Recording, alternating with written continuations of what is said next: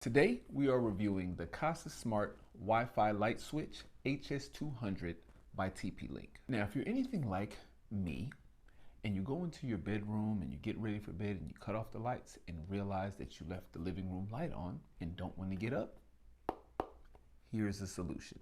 Not the only one, but this is a good one. Kasa literally has an app for that. Whether it's Google Play or the App Store, it works with Hey Google, and it also works with Alexa.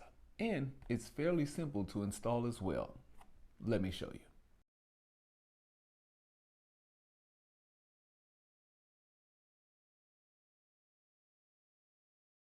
Just like that.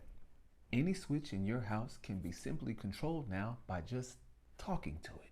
Do you know what that does for lazy people like me? You want to see it in action? All right, that's the light switch you saw me install. Now let's test it out. Alexa, cut on the living room light.